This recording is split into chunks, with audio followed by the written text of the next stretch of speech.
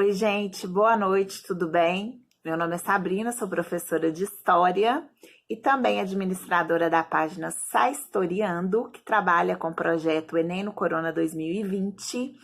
E eu vim hoje para falar de um tema muito interessante que está aí, muito em alta nesse momento, que está sendo muito discutido novamente, que é a ditadura militar no Brasil, ou ditadura civil-militar.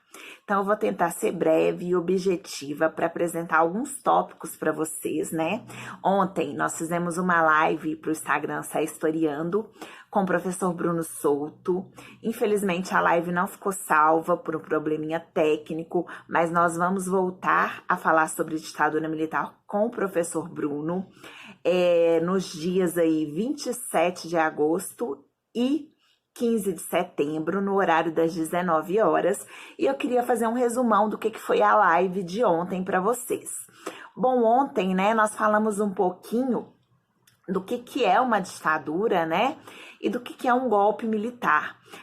A ditadura militar ou ditadura civil-militar do Brasil, ela acontece instaurada através de um golpe, no dia 31 de março de 1964, que vai tirar o então presidente, o João Goulart, ou o Jango, do poder, e vai colocar aí uma junta militar, tá? Então, assim, a ditadura militar, ela dura de 1964 a 1985, no momento em que o mundo, né, o contexto histórico do mundo é a chamada Guerra Fria, a disputa por uma hegemonia de poder entre os Estados Unidos e a União Soviética, né? O capitalismo versus o socialismo. E João Goulart, Jango, ele tinha tomado algumas medidas aí, né? Ele tinha algumas reformas para o Brasil que não eram bem vistas pela elite, pelo conservadorismo. João Goulart queria fazer a reforma agrária, ele queria fazer a reforma bancária. Então acontece que foi armado um golpe que já vinha se desenhando há muitos anos na nossa história, e João Goulart foi tirado do poder. João Goulart não resistiu, né? Ele não lutou, ele não fez, né, um contragolpe, ele resolveu aceitar aí esse golpe, e aí nós vivemos 21 anos de ditadura marcada por uma série de centralizações políticas, pelo forte autoritarismo, pela cassação dos direitos políticos e civis, né? Todo aquele que era opositor à ditadura militar, ele era aí perseguido, ele era caçado, né? E essa ditadura, ela vai durar aí, vai trazer até hoje vários pensamentos, vários mitos para a nossa sociedade, né? Alguns acreditam que a ditadura, ela foi um período muito importante, muito bom para a nossa história, outros vão falar que nem tanto. Então, por que, né, existem essas várias visões?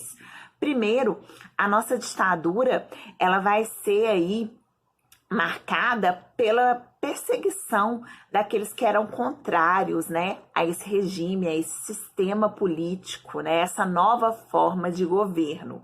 O governo do Brasil, ele continua presidencialista, porém, esses presidentes, a partir de agora, eles estão ligados ao exército e eles são eleitos através de eleições indiretas, então não acontece a participação do povo, tá? Eles são eleitos aí através do parlamento, né? Através da Câmara, então não tem a participação popular. O nosso primeiro presidente desse período é o general Humberto Castelo Branco, ou somente Castelo Branco. Ele assume aí, ele vai ser o primeiro, ele vai assumir, diz ele que provisoriamente, para organizar as coisas, e depois ele promete que haverá eleições sim para presidente, né? Não é bem o que acontece. E ele começa a comandar uma série de atos institucionais, né? Ele vai fazer o primeiro ato institucional, que é o ato institucional número 1, preste atenção nisso. Nós vamos ter uma série de atos institucionais, mas os 5 primeiros são de fato os mais importantes, né? São os que vão marcar aí esse governo militar. Então, por isso eu vou dar hoje uma ênfase maior nos atos institucionais. O ato institucional número 1, ele vai ser instituído no Brasil em abril de 1964. Ele vai cassar mandatos, suspender a imunidade parlamentar e também ele vai cassar aqueles cargos de magistrados, né, que eram até então estável. Então, vai acabar com a estabilidade dos funcionários públicos. Com isso, aquele funcionário que fosse contra o governo, né, logicamente, ele seria aí colocado para fora, né? Ele não teria mais essa estabilidade dentro da política brasileira. Não só da política, mas dentro do Estado brasileiro. Outra coisa também que Castelo Branco vai fazer, apesar que a gente sabe que existe aí duas linhas, né, dentro dos governos militares, nem todos seguiam a mesma linha, nem todos eram do grupo chamado Linha Dura. O próprio Castelo Branco, ele era da linha conhecida como castelista ou soborne, que é uma linha, seria entre aspas, né, mais suave da ditadura militar. E nós vamos ter aí os da chamada linha dura, tá? Não quer dizer que Castelo Branco era bonzinho e que os outros eram perversos, ruins. Não, Castelo Branco também vai ter seus toques aí de autoritarismo, de centralização, né? Como eu já disse, começando com o ato institucional número 1. Ele também vai colocar em outubro de 65 o ato institucional número 2. Esse ato institucional número 2, ele acaba aí com o multipartidarismo, né, brasileiro. Então, antes podia ter mais de 2 partidos. Agora, o regime que a gente vai ter é o bipartidarismo, né? São 2 partidos políticos. O partido da situação, o partido ligado aos militares aí, que vai ser o partido Arena, que é o partido da Aliança Renovadora Nacional, e vamos ter o MDB, que é o Movimento Democrático Brasileiro, o partido de oposição, né? Então, não havia um partido de oposição? Sim, ele tinha liberdade? Não, porque os opositores eram caçados, como eu já disse lá no ato institucional número 1. Outra coisa que Castelo Branco faz é instituir aqui no Brasil o SNI, que é o Serviço Nacional de Informações, né? Que é como se fosse uma polícia política aí para poder investigar aqueles que eram acusados pelo governo, né, de serem aí os subversivos, né? Então eles vão investigar essa galera chamada aí de subversiva, tá? Então a gente vai ter ainda dentro do governo do Castelo Branco também o ato institucional número 3, que vai fixar eleições indiretas para governador, vice-governador, prefeito e vice-prefeito. Então muitos dizem, né, essa ditadura não foi tão ditadura assim, por quê?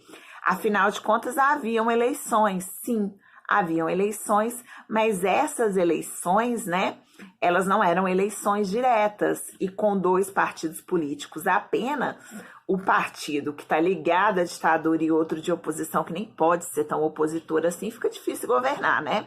Então, na verdade, fica difícil governar, não, né? Fica difícil ser uma democracia. Governar para eles fica fácil. Então, outro ato institucional é o ato institucional número 4, que também vai ser colocado aí no governo do Castelo Branco, que vai fechar o Congresso, né? E determinar aí novas regras para que se criasse uma nova Constituição. Então, assim, por isso que muitos dizem, que a ditadura militar, ela não foi tão ditadura assim, né? Porque além de tudo ainda vai criar uma Constituição, né? Essa Constituição ela vai ficar aí tramitando e ela vai ser imposta, né? Vai ser votada no Brasil em janeiro de 67. Então é muito importante. Na questão econômica, o Castelo Branco ele pega um país aí em meio à crise econômica, ele cria um plano de ação econômica, né? Que a meta principal é combater, adivinha o quê? A inflação, né? Se não bastasse a inflação, como sempre. E aí ele vai fazer aí um esquema de cortes públicos, tá? Então, só para finalizar essa primeira parte da ditadura militar, porque, como eu disse para vocês, a gente ainda vai falar muito sobre ditadura aqui, vai entrar no poder aí o sucessor de Castelo Branco, o Arthur da Costa e Silva, que vai governar de 67 a 69, e vai ser já um governo da chamada linha dura, tá? Inclusive, né, vai ser durante o governo dele aí que o estudante, o Edson Luiz Lima Souto, ele é morto pela polícia durante uma passeata no Rio de Janeiro, né, que é a passeata dos 100 mil. E também é durante o governo dele, né, que a gente vai ter aí o ato institucional que vai dar a cara de ditadura mesmo e não tem como mais negar, que é o ato institucional número 5, AI-5, tá? Ele dá ao presidente da República plenos poderes para cassar mandato, para suspender direitos políticos, para demitir e aposentar juízes. Ele vai acabar com a garantia do habeas corpus e ele vai ampliar e endurecer ainda mais a repressão policial e militar, ou seja, o ato institucional número 5, que foi colocado aí no dia 13 de dezembro de 1969, ele vem mostrar, né, que a ditadura, ela era uma ditadura. Então ele vem firmar esse caráter ditatorial, né, que já começa aí desde o primeiro ato institucional número 1, com Castelo Branco. E a gente vai ter mais uma série de presidentes, né, que na medida aí das aulas, né, das lives, como eu disse para vocês, a gente vai falar hoje, eu vou fazer só um resuminho breve, né? Após o Costa e Silva, a gente vai ter o governo do general Garrastazu Médici, que é de 69 a 64, e é um governo também muito marcado aí pela repressão, pela tortura, pelo desaparecimento de opositores. É o momento em que o Brasil utiliza do futebol para poder disfarçar tudo que estava acontecendo aqui dentro, né? Então é o momento da Copa de 70, o momento do ufanismo, né? Daquele patriotismo exagerado. Então era tudo o que o Médici queria.